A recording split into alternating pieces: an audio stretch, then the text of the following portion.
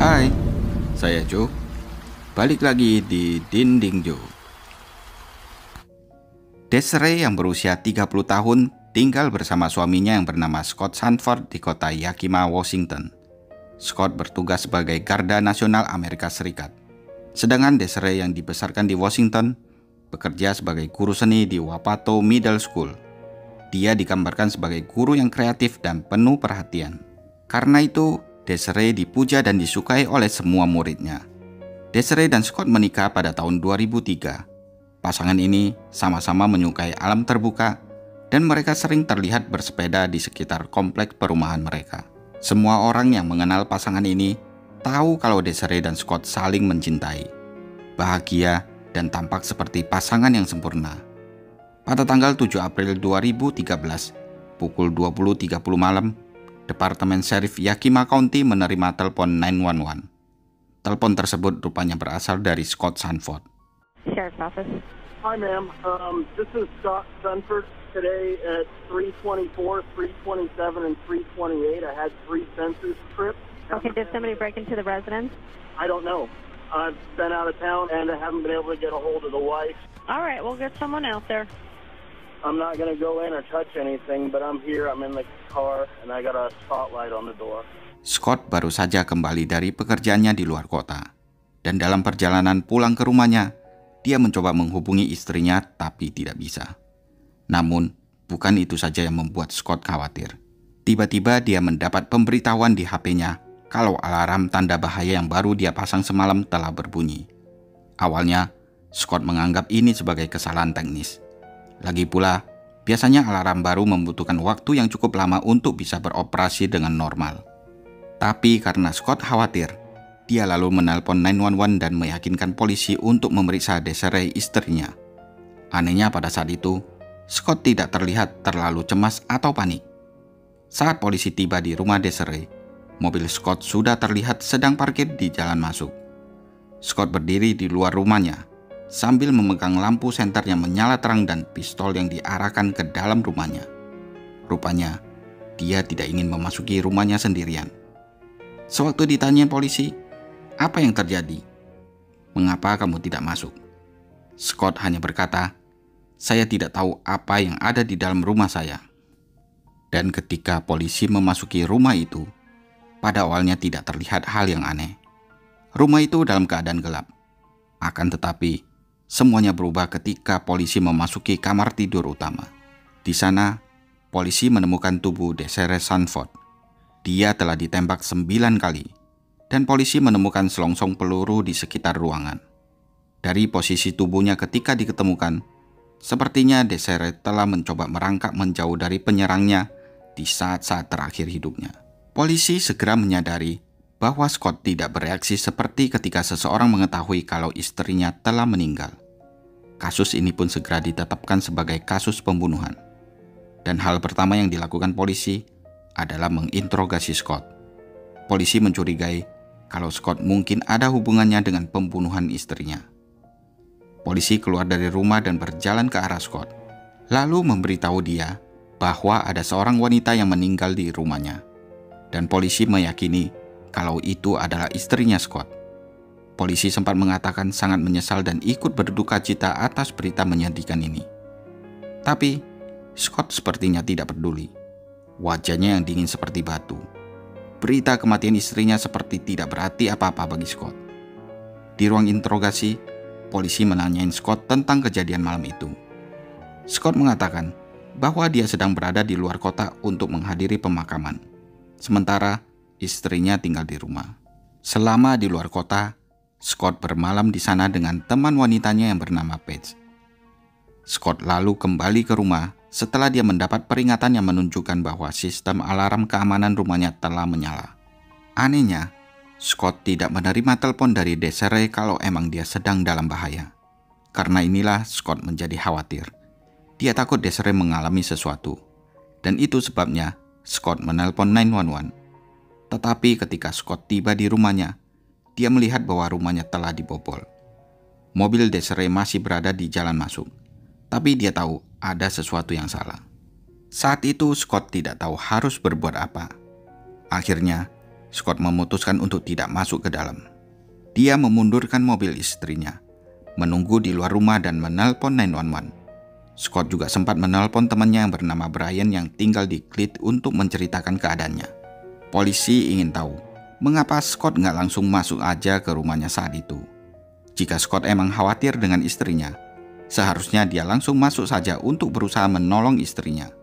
Apalagi, Scott pernah ikut latihan militer dan pengalaman tempurnya juga baik. Dan asal kalian tahu, dulunya Scott pernah bertugas di beberapa area pertempuran seperti di Irak, Jerman, dan Kuwait. Saat ditanya polisi seperti itu, Scott mengatakan waktu tiba di rumahnya, dia menjadi sangat panik. Dia merasa ada yang tidak beres. Perutnya mual, badannya gemetar, dan Scott merasa takut. Polisi yang menginterogasi Scott merasa heran. Bukannya badan Scott tergolong besar. Tingginya bahkan mencapai 195 cm dengan berat 113 kg.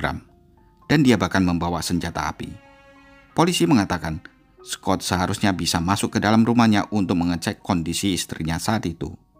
Tapi Scott tidak pernah memberikan alasan kepada polisi mengapa dia menolak masuk ke rumah untuk memeriksa Desiree.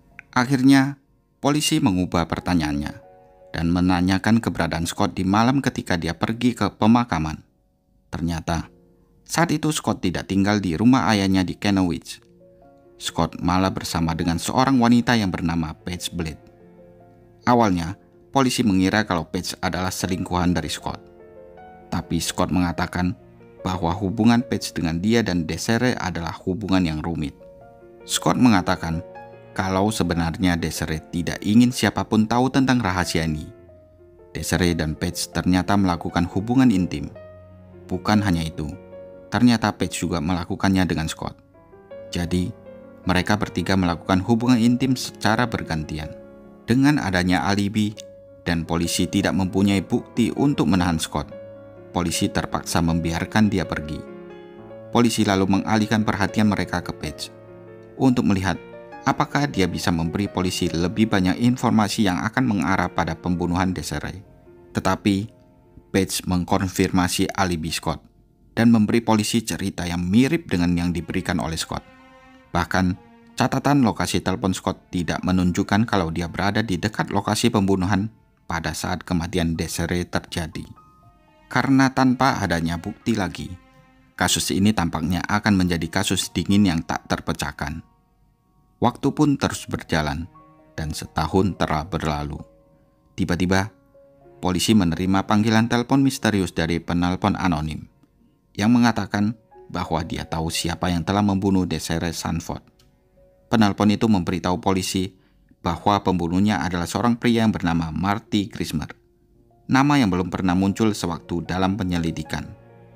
Pada awalnya, polisi tidak percaya dengan informasi dari penelpon itu, tetapi setelah dilakukan penyelidikan lebih lanjut, polisi menemukan bahwa penelpon anonim itu sebenarnya adalah Paige sendiri. Polisi langsung membawa Paige untuk diinterogasi dan menanyakan apa yang dia ketahui tentang Marty Grismer. Paige mengatakan kalau Marty adalah sahabat lamanya dan mereka telah berteman baik dari dulu. Namun tanpa disangka, Marty jatuh cinta terhadap Paige dan dia memberitahu Paige bahwa Paige adalah wanita yang sempurna dan cantik. Marty bersedia untuk melakukan apa saja demi membahagiakan Paige. Akan tetapi, Paige memandang Marty tidak lebih dari seorang teman dekat saja. Dan setelah berkencan dengan Marty sekali, Paige memberitahu Marty bahwa dia hanya ingin berteman dan tidak tertarik untuk menjalin hubungan romantis dengannya. Dan ternyata, hanya 3 minggu sebelum kematian Desiree, Paige mengetahui bahwa dia telah mengandung bayi Scott.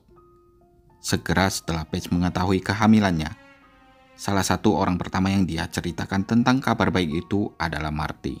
Dan Paige takut apabila Desiree mengetahui hal ini.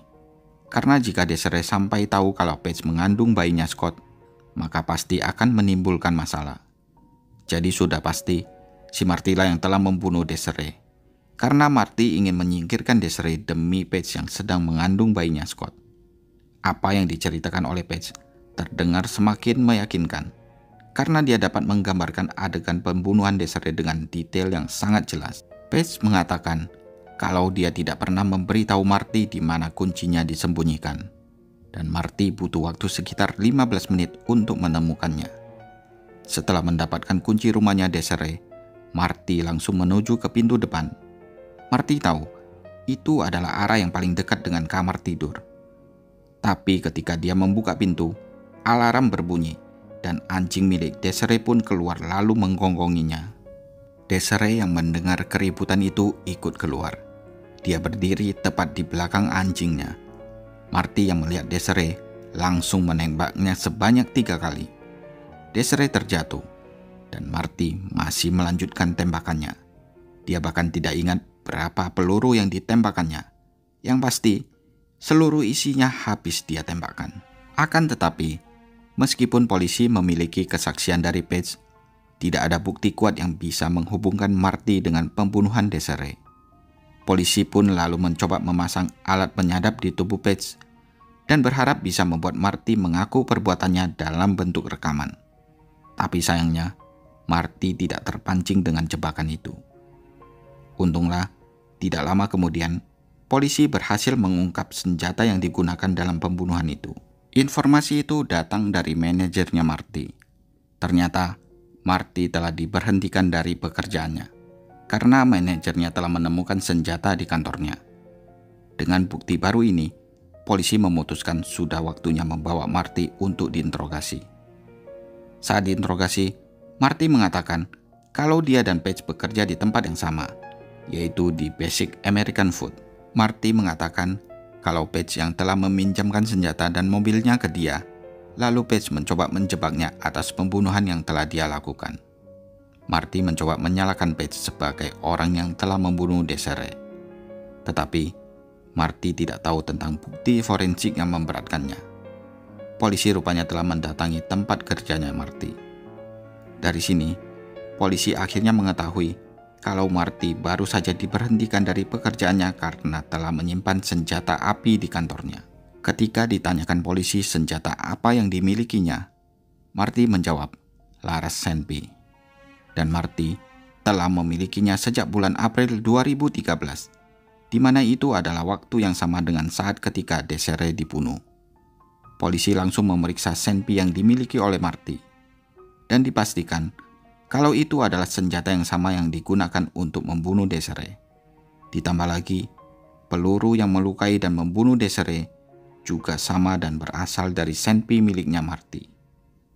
Meskipun begitu, Marty tidak pernah mengakui pembunuhan terhadap Desiree Sanford. Tetapi dia menyadari bahwa bukti yang dimiliki jaksa penuntut terhadapnya kemungkinan akan cukup untuk menghukumnya atas pembunuhan.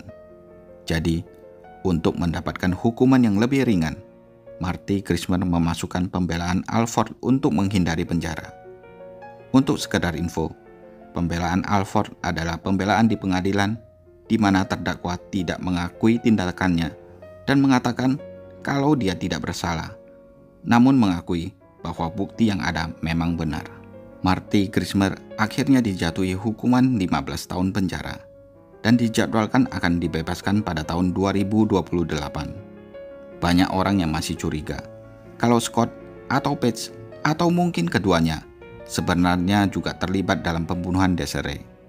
Sampai hari ini, Marty masih mempertahankan ketidakbersalahannya.